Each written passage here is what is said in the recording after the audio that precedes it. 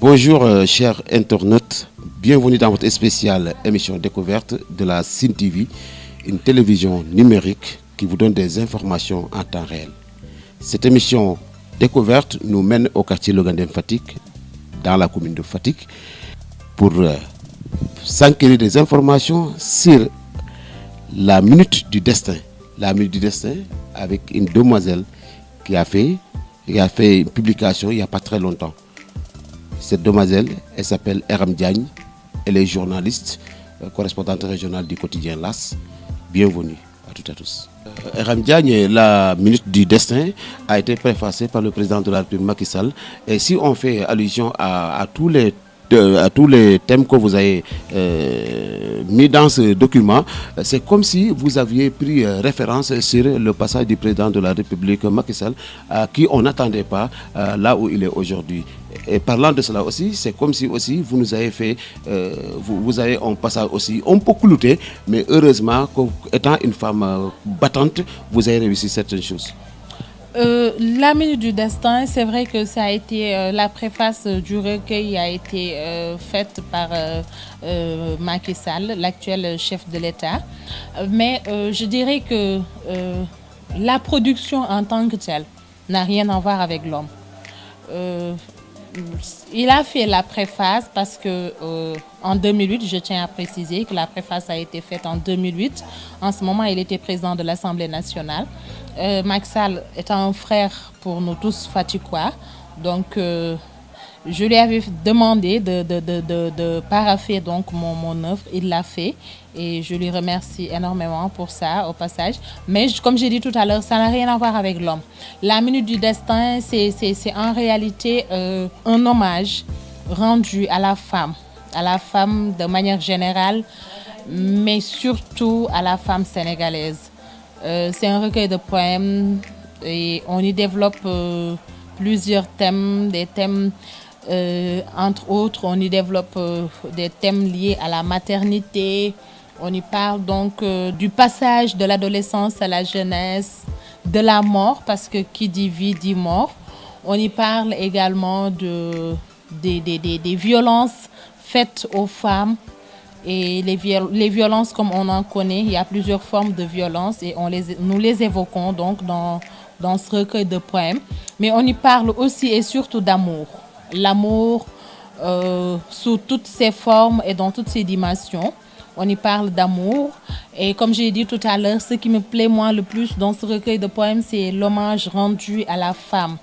Mais également l'hommage que je rends à Mame Mindis. Mame Mindis qui se trouve être le génie protecteur des eaux et des terres du Sine. Mame Mindis qui est notre génie, en tout cas c'est notre totem à nous tous enfants du Sine. Donc je le rends un hommage bien mérité dans ce recueil de poèmes. Et donc voilà, c'est ma manière à moi en tout cas de venir en aide à toutes ces femmes qui ont eu à subir des violences, quelle que soit la forme de la violence. Donc c'est ma manière à moi de venir en aide à ces dames-là, à ces vaillantes dames, et de leur redonner donc espoir et de leur redonner également courage pour qu'elles puissent affronter la vie telle qu'elle se présente.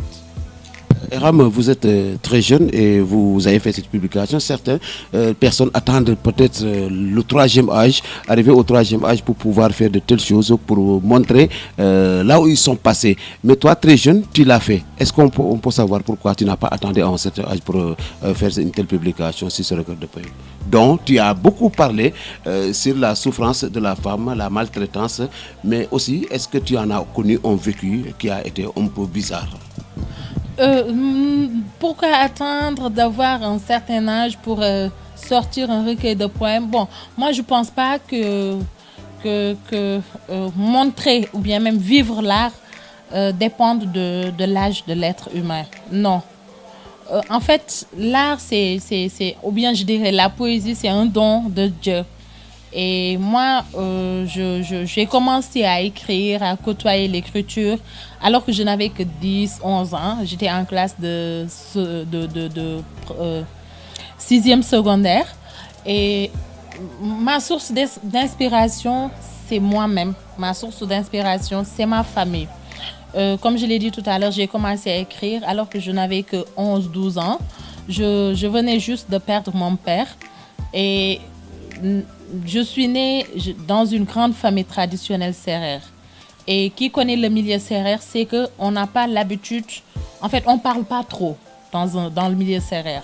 Quand on a une éducation purement sérère, on n'a pas l'habitude donc de montrer nos peines et peurs. Donc, mon père venait de mourir. Ma mère, qui malheureusement n'a eu qu'un seul frère dans sa vie et qui a perdu son frère là, alors que moi-même, je n'étais qu'un enfant, j'ai même pas connu cet oncle. Donc, ma mère qui venait donc de perdre son époux, mon père qui était pour lui un époux, un frère, un ami, un confident. Il était tout pour ma maman. Ma mère venait donc de perdre son époux. Moi, je venais de perdre un papa. Et là, j'ai vu la souffrance de ma mère. J'ai vu la souffrance de mes frères et sœurs. Moi-même qui suis une petite fille, parce que quand on perd donc son papa à l'âge de 11-12 ans, on est habité par une peur énorme. On vit des moments, en tout cas, très difficiles. Non pas parce qu'on s'inquiète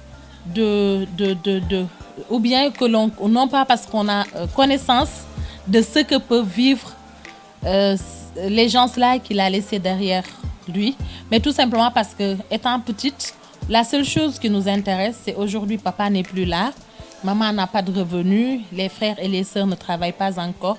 Qui va assurer la dépense quotidienne? J'avais peur de connaître la faim et la soif. Et comme je ne pouvais pas me confier ni à ma mère, ni à mes frères et sœurs, parce qu'eux également, je sais qu'ils souffraient plus, je peux dire, que moi. Donc, je me suis réfugiée dans l'écriture. J'écrivais à chaque fois que j'avais peur. J'écrivais à chaque fois que je me questionnais en tout cas sur ce qu'allait devenir mon futur et le futur de ma famille. Donc, c'est de là qu'est née ma passion pour l'écriture. Et déjà, étant petite, je me souviens qu'à l'école, quand approchaient les fêtes de Saint-Valentin, mes camarades de classe me payaient 200 francs, 100 francs et ils me donnaient les noms de leurs copains. Les filles me donnaient les noms de leurs copains. Et les garçons romantiques également me donnaient les noms de leurs petites amies. Et avec les initiales, je leur faisais des poèmes. Donc, ça m'amusait. Et voilà, donc c'est là qu'est née ma passion pour la poésie. Donc, vous avez accepté que personne ne peut lutter avec son destin. Mais malgré tout ça, tu as réussi à réussir certaines choses. Effectivement, personne ne peut lutter contre son destin. Mais on peut quand même apporter une touche sur ce que sera notre vie. Je l'ai dit tout à l'heure, j'ai perdu mon père. J'étais très, très petite quand je venais de perdre mon père. Maintenant, à l'âge adolescente, je perds ma maman. Une adolescente qui perd sa maman au moment où elle avait plus besoin de conseils. Parce que là, on affronte la vie. Ma maman, au moment où ma maman a quitté ce bas monde, j'avais environ 18-19 ans. Et je dis que là, je venais de faire face à la vie. Avec tout ce que peut comporter la vie comme difficultés, obstacles et tout. Je perds ma mère, ça n'a pas du tout été évident. Mais ce qui est important, c'est que j'ai reçu une très bonne éducation. Et ma mère, souvent, elle nous disait que je sois là ou que je ne sois pas là, vous devez continuer à être les gens que vous êtes aujourd'hui. Donc, j'ai essayé donc j'ai voulu en tout cas que, où qu'elle puisse être, de son paradis éternel, qu'elle puisse être fière de la petite fille, de l'adolescente qu'elle a laissée derrière elle. Donc, je me suis forgée, pas que je me suis forgée une personnalité, mais je dirais, j'ai continué mon bonhomme de chemin. Et heureusement, j'ai des frères et sœurs exceptionnels qui ont toujours été là pour moi. Ils m'ont toujours donc accompagnée dans tous mes combats et jamais ils ne m'ont laissé vivre en tout cas seule. Donc ils m'ont aidé et moi également j'ai en tout cas je me suis pris Vous avez compris très tôt que la peur de souffrir ne devrait jamais guider vos choix. Effectivement. C'est pas parce qu'on a vécu un drame, c'est pas parce qu'on a vécu la perte d'un être cher que l'on doit croiser les bras. C'est vrai, j'ai eu à souffrir. J'ai énormément souffert, je dirais, dans ma vie. Mais, comme on dit, le malheur, souvent, comme on dit en Wolof, il y a le tëj buntu, tëj fenêtre, wàcce rideau. J'ai perdu mon père, j'ai perdu ma mère. J'ai connu des gens dans la vie qui m'ont fait croire que je faisais partie d'eux, qui ensuite m'ont trahi. Tout ça, c'est la vie, quoi. Mais heureusement, mon petit garçon est né et malgré son jeune âge, il a su donc vraiment me redonner goût à la vie. Donc ce trou-là qui a été là, avec la mort de mes parents, ce petit bout de chou a fini par vraiment fatou trou boobu daal, de sorte que j'ai senti moins de peur, je n'avais plus de stress, je ne déprimais plus. Je vivais la vie autrement avec la naissance de mon petit garçon. Aujourd'hui, Dieu merci. Je suis devenue une grande fille, une femme, je devrais dire.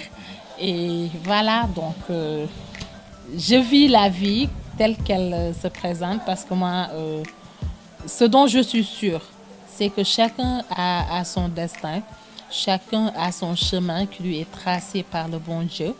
Il peut y arriver que l'on bascule parfois dans des choses ou bien même dans des situations que l'on ne souhaiterait pas vivre. Mais ce qui est important pour moi, c'est de savoir qui on est, d'où l'on vient et où on veut aller, où on veut arriver. C'est ce qui est important et je sais d'où je viens et je sais où je suis aujourd'hui, je sais également où je vais aller.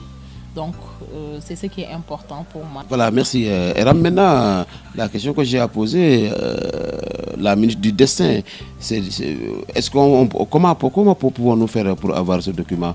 Parce qu'on a vu que beaucoup de poésies ont été faites à l'intérieur et ça a été très, très, très riche. Parlant de la minute du destin, on a vu beaucoup de choses, parlant des larmes. Surtout, il y a des personnes qui ont vécu des larmes du soleil, mais aussi, il y a aussi des conseils, de bons conseils, dont beaucoup de gens auraient besoin de ce document pour pouvoir refaire leur vie ou bien pour pouvoir avoir plus de conscience sur ce qui peut leur arriver dans le futur. Merci. La minute du destin, le recueil, on peut s'en procurer au niveau des librairies. Mais je tiens juste à préciser que pour l'instant, j'ai demandé à ce que l'on ne commence pas la vente jusqu'à ce que j'organise la cérémonie de dédicace. Parce que c'est un recueil, comme j'ai dit tout à l'heure. En fait, mon inspiration, ça a été ma famille, ça a été mes amis, ça a été mes camarades de promo. Ça a été tous ces gens-là qui ont eu, en tout cas, qui ont participé, en tout cas, d'une manière ou d'une autre, à ce que je suis devenue aujourd'hui. Donc, je voudrais, donc, à l'occasion de la prochaine cérémonie de présentation, pouvoir partager tout cela avec ces gens-là. Mais sachez juste que vous pouvez vous en procurer au niveau des librairies et à Dakar, bien évidemment. Ici, à Fatick, la vente se fait chez moi et éventuellement peut-être dans d'autres points de vente. Mais en tout cas, nous allons communiquer sur ça. Ce qui est important de préciser, Paul, c'est que il faut, peut-être juste dire à la femme, parce que moi, comme j'ai dit tout à l'heure, ce recueil, je l'ai écrit pour être la voix de tous ceux dont les voix ont été étranglées, comme disait Maria Maba. Donc, c'est un hommage que je rends à la femme sénégalaise. Donc, je voudrais juste dire à la femme, à mes sœurs, à mes mamans, à mes tantes, que sans la femme, on ne peut rien construire. Donc, à mes frères, à mes neveux, à mes oncles, je leur dirai de prendre soin de leurs femmes. Leurs femmes peuvent être les femmes, en tout cas, qui les entourent, que ce soit leurs épouses, leurs petites amies, leurs sœurs, leurs mamans. Une femme, c'est un trésor on doit s'en occuper. Parce que quand la femme, elle est contente, quand la femme, elle est épanouie, c'est la famille. En fait, ça se répercute de manière positive, bien évidemment, sur la famille, sur le quartier, sur la société et sur le monde tout entier, la nation. Donc, vraiment, on connaît en tout cas un réel développement, une réelle émergence avec donc la femme. Donc, prenons conscience de cela, que les femmes prennent conscience de qui elles sont, que les hommes prennent conscience de qui est la femme et qu'ensemble qu'on puisse bâtir notre Sénégal. Voilà, merci beaucoup Eram Diagne. Merci aussi de nous avoir accepté dans votre spéciale émission découverte sur la Sine TV, une télévision numérique qui donne des informations en temps réel. Je vous rappelle que cette émission découverte, c'était avec Eram Diagne dans la minute du destin. Alors, je reviens un peu sur cet auteur. L'auteur est né à Fatick où elle a commencé son cursus scolaire jusqu'au baccalauréat, puis elle a intégré l'université Cheikh Anta Diop et opte plus tard pour le métier de journaliste. Mesdames, mademoiselles et messieurs, vous chers internautes de la Sine TV, c'était votre spéciale émission découverte. Paul Ndour était à la présentation, notre voyant caméraman Mohamed Sorna. Je vous donne rendez-vous très prochainement pour une autre émission dans Découverte.